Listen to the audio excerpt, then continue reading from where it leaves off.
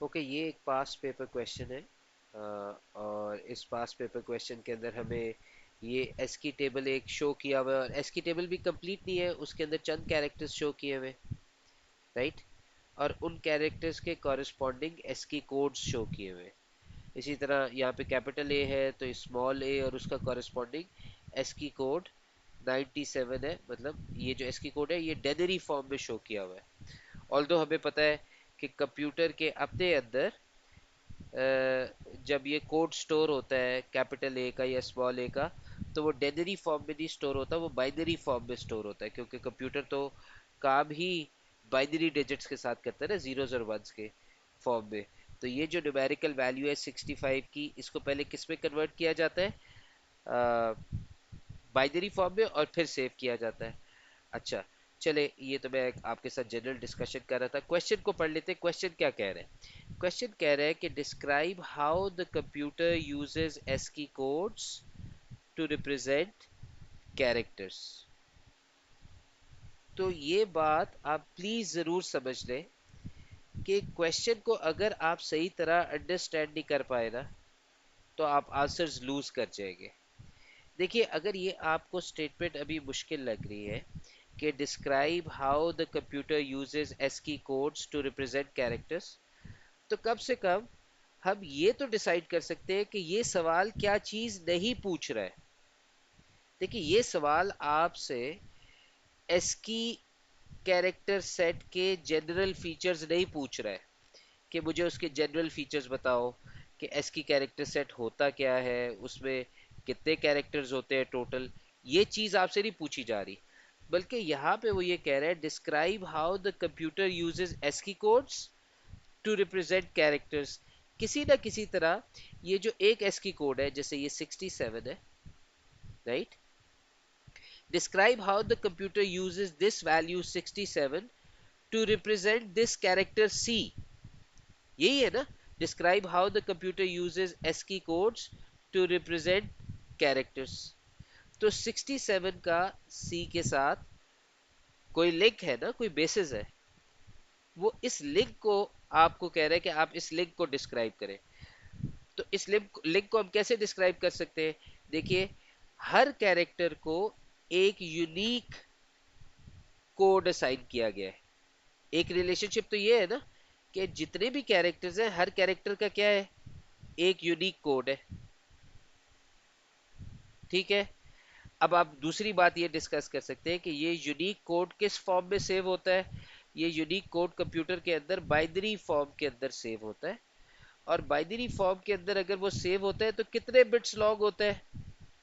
7 bits log होता है। या इवन आप 8 बिट्स भी लिख सकते हैं, क्योंकि आपको पता है कि शुरू में एस्की कैरेक्टर सेट आया था, और बाद में फिर उसका मॉडिफाइड वर्जन, एक्सटेंडेड वर्जन आ गया था, एक्सटेंडेड एस्की आया था, राइट। तो एक्सटेंडेड एस्की जो है कैरेक्टर सेट, वो 8 बिट्स का होता है, और एस्की का जो कैरेक्टर सेट है वो कितने बिट्स का होता है? 7 बिट्स का। तो आप आंसर में दोनों लिख सकते हैं कि each character has a unique binary code which is 7 to 8 bits long. तो ये इसका एक्चुअल आंसर है कि किसी भी कोड का कैरेक्टर के साथ क्या लिंक है। एक कोड सिर्फ एक कैरेक्टर को मिलेगा और वो यूनिक होगा, दूसरे किसी कैरेक्टर का सेम कोड नहीं होगा। और दूसरी बात यह है कि वो कोड किस फॉर्म में होगा? वो बाइनरी फॉर्म में होगा। तो चलिए इसका आंसर लिख लेते हैं। तो ये हमारा स्टैंडर्ड आंसर हो गया कि हर कैरेक्टर को एक यूनिक न्यूमेरिकल कोड असाइन होता है। ये न्यूमेरिकल ही है ना। देखिए, ए को कौन सी न्यूमेरिक वैल्यू मिली हुई है? 65 की। डेनरी में 65 है, इसको बाइनरी में लिखा जा सकता है, राइट। बी को कौन सी न्यूमेरिक वैल्यू मिली है? 66 की मिली हुई है, राइट। तो हर कैरेक्टर का एक यूनिक न्यूमेरिकल कोड होता है। एक पॉइंट इस चीज का मिल गया। और दूसरा बात यह है कि ये जो बाइनरी कोड होता है ये कितने कितने बिट्स का होता है? 7 बिट्स का होता है। तो आपने एग्जैक्ट रिलेशनशिप बता दी है किसी भी एक कोड की किसी भी एक कैरेक्टर के साथ। सबसे पहली बात तो ये है, कोई भी कोड यूनिक होगा, एक कैरेक्टर को एक ही कोड मिलेगा। और दूसरी बात आपने ये बताई है ये कोड कितने बिट्स लॉग होता है। तो प्लीज क्वेश्चन को समझ के आंसर करना है।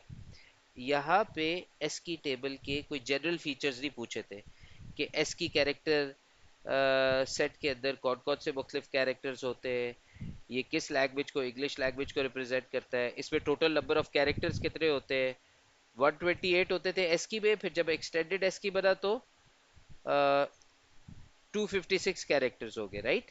तो शुरू में जो एस्की टेबल था इसके अंदर टोटल कितने कैरेक्टर्स थे, 128 कैरेक्टर्स थे,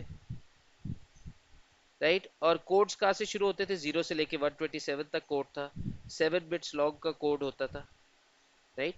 ये शुरू शुरू में ये जो एस्की टेबल बनाया गया था। और ये कौन सी लैंग्वेज से रिलेटेड था, इंग्लिश लैंग्वेज से। तो क्या खाली इंग्लिश लैंग्वेज कैरेक्टर्स थे, नहीं, इंग्लिश लैंग्वेज कैरेक्टर्स के अलावा कीबोर्ड के ऊपर जो दूसरे कैरेक्टर्स 1 2 3 या कोई स्पेशल साइंस होते हैं जैसे एक्सक्लेमेशन मार्क या स्पेशल सिंबल होता है हैश का, ये इस तरह की चीजें जो थी वो इस एस्की टेबल का हिस्सा थी। एस्की टेबल नहीं कहना चाहिए, एस्की कैरेक्टर सेट का हिस्सा थी। और बाद में एक्सटेंडेड एस्की कैरेक्टर सेट बनाया गया था जो कि कितने कैरेक्टर्स का था, जिसमें टोटल 256 कैरेक्टर्स थे। ये शुरू वाले 128 कैरेक्टर्स जो एस्की के थे ये ऑटोमेटिकली एक्सटेंडेड एस्की के अंदर इंक्लूड हो गए थे। और फिर उसके अलावा मजीद 128 कैरेक्टर्स ऐड हुए थे, तो टोटल 256 हो गए। 128 तो यहाँ से आए ना एस्की से, और 128 इसके अपने मजीद ऐड हुए थे, राइट। तो टोटल 256 कैरेक्टर्स हो गए एक्सटेंडेड एस्की में। और कोड कहाँ से शुरू होता था, 0 से लेके 255 तक ये कोड जाता था कि एक स्टार्टिंग कैरेक्टर जो था उसका कोड 0 था, और जो फाइनल कैरेक्टर था उसका कोड क्या था, 255 था। और ये कोड कितने बिट्स लॉन्ग था, 8 बिट्स लॉन्ग था। और ये क्यों बनाया गया था एक्सटेंडेड एस की, इसमें कौन से एक्स्ट्रा कैरेक्टर्स ऐड किए गए थे। तो ये एक्सटेंडेड एस की के अंदर कुछ ड्राइंग कैरेक्टर्स भी इंक्लूड किए गए थे, ओके, या इसको हम कहेंगे ड्रॉएबल कैरेक्टर्स भी इंक्लूड किए गए थे। ड्रॉएबल कैरेक्टर्स इंक्लूड किए गए थे जो प्रीवियसली एस की कैरेक्टर सेट के अंदर नहीं थे। चले, मैंने सोचा कि इस अपॉर्चुनिटी का फायदा उठाते हुए जल्दी से हम एस की कैरेक्टर सेट को क्विकली रिवाइज कर लेते हैं। देखिए एस की कैरेक्टर सेट में टोटल 128 कैरेक्टर्स होते हैं। और कोडिंग कहाँ से स्टार्ट होती है, देखिए हर कैरेक्टर को एक न्यूमेरिकल वैल्यू मिली होती है ना। तो स्टार्टिंग कैरेक्टर का कोड 0 था और मैक्सिमम कोड क्या था, 127। 0 से 127 टोटल हमारे पास 128 कोड्स हो गए। और ये कोड्स जो थे, आप ऑब्वियसली 128 कैरेक्टर्स को आपने असाइन किए हुए थे। तो एस की कैरेक्टर सेट जो था उसमें टोटल 128 कैरेक्टर्स थे। और किस किस टाइप के कैरेक्टर्स थे, ओके, मैं कैटेगरी ऑफ कैरेक्टर्स यहाँ पे डिस्क्राइब करना चाह रहा हूँ कि एस की कैरेक्टर सेट के अंदर कौन कौन से कैरेक्टर्स थे। कुछ तो नॉन प्रिंटेबल कैरेक्टर्स थे, जैसे कि आपके कीबोर्ड के ऊपर एस्केप का बटन बना होता है, डिलीट का बना होता है, ये नॉन प्रिंटेबल होते हैं ना। बट ये कंट्रोल कैरेक्टर्स होते हैं, इनका खास मकसद होता है, कर्सर को कंट्रोल करने के लिए इस्तेमाल होते हैं ना।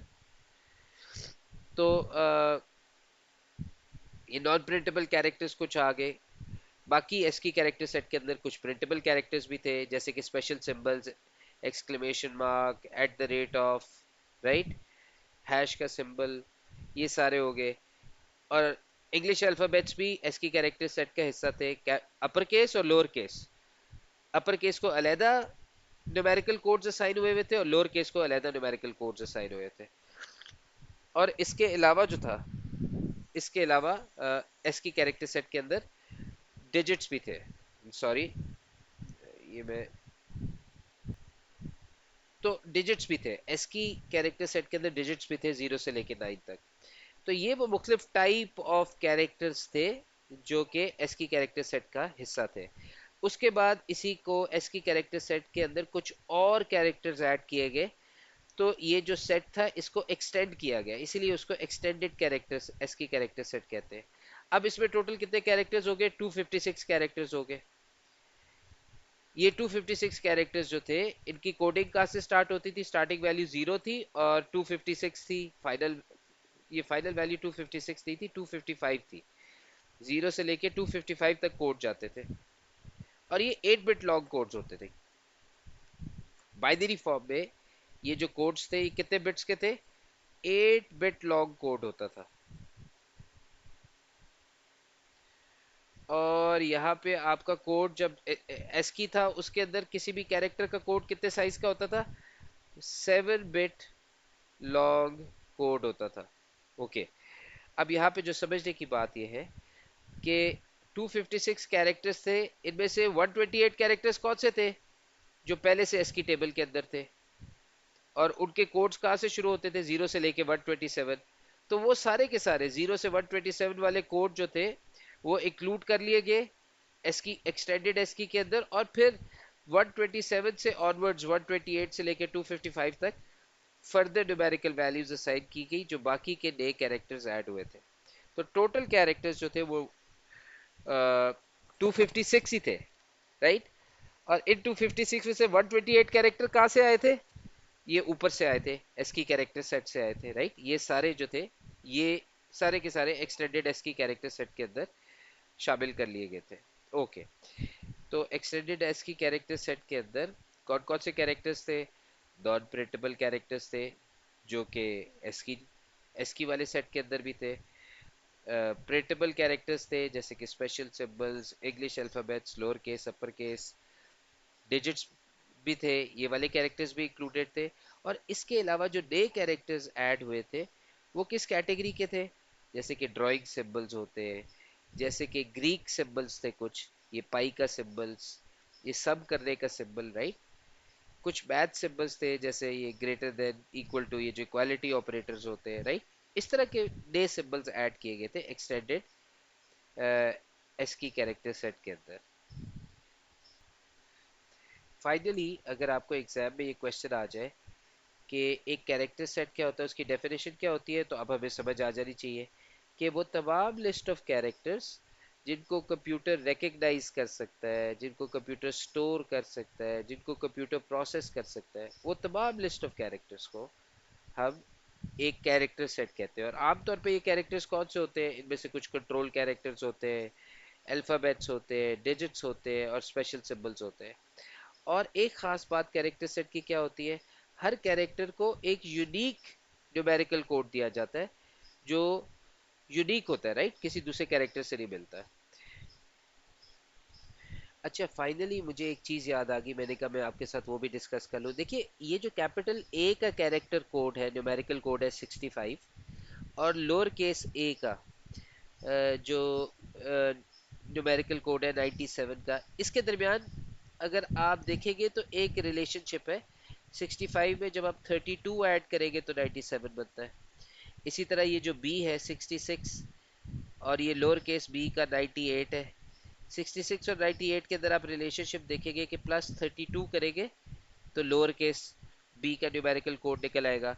इसी तरह ये डी का 68 है, इसमें प्लस 32 करेंगे तो लोअर केस डी का न्यूमेरिकल कोड निकल आएगा। तो ये एक रिलेशनशिप है जो कि एग्जिस्ट करती है अपर केस अल्फाबेट्स में और लोअर केस अल्फाबेट्स में एस्की टेबल के अंदर।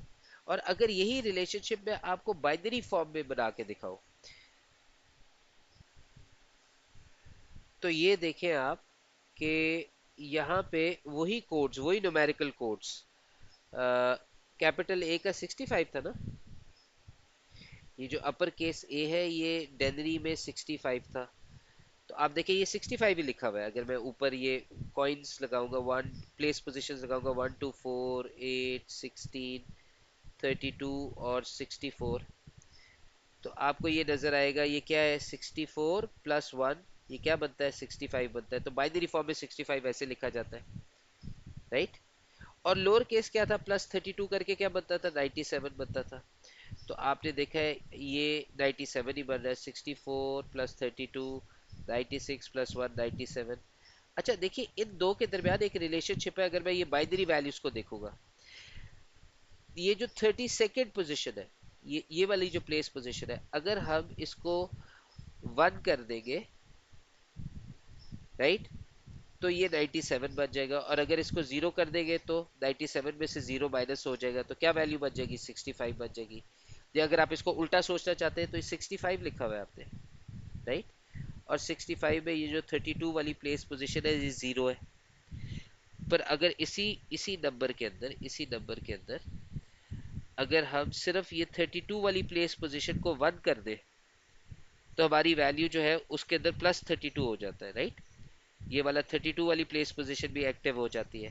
तो हमारा नंबर जो है ऑटोमेटिकली अपर केस से लोअर केस के अंदर कन्वर्ट हो जाता है। ये देखिए ना, यहाँ पे आप देखें ये कैपिटल वाई है और ये कैपिटल वाई का क्या क्या वैल्यू बन रही है, 64 प्लस 16 80, 88 और 89, ये क्या बन रही है, 89 बन रही है। अब अगर मैं इस जगह को सिर्फ इस जीरो की जगह ये लोअर केस का अगर मैंने कोड बनाना है इसको 1 कर दूं, तो ये लोअर केस में मेरा एस की कोड आ गया है। और ये क्या वैल्यू बनेगी, 89 प्लस 32 कितना होता है, ये बनेगी 11 और 9 3 12 121। तो ये 121 निकल आएगा।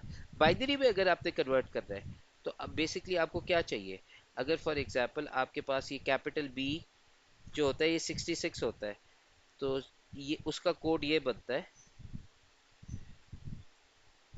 ये कैपिटल बी का कोड है, राइट। और अगर आपने बाइनरी में ही लोअर केस बी का कोड निकालना है तो आप कैसे निकालेंगे, सिर्फ ये 32 बिट वाले इस बिट को फ्लिप कर देना है आपने, इस बिट को आपने फ्लिप कर देना है, तो आपका आंसर क्या आ जाएगा, लोअर केस बी का कोड क्या आ जाएगा, 110001 0। तो आप ये बात समझते ना, अगर आपने लोअर केस बी से अपर केस बी की तरफ जाना है तो ये वाला जो 32 वाला बिट है इसको फ्लिप कर दे, इसको जीरो कर दे, तो अपर केस बी का एस की कोड आ जाएगा। और अगर आप अपर केस बी में है तो ये 32 वाले बिट की वैल्यू को फ्लिप कर दे, इस बिट को फ्लिप कर दे, जीरो की जगह वन कर दे, तो लोअर केस बी का एस की कोड निकल आएगा। तो ये एक खास रिलेशनशिप है अल्फाबेट्स के दरमियान, अपर केस और लोअर केस आपके एस की टेबल के अंदर।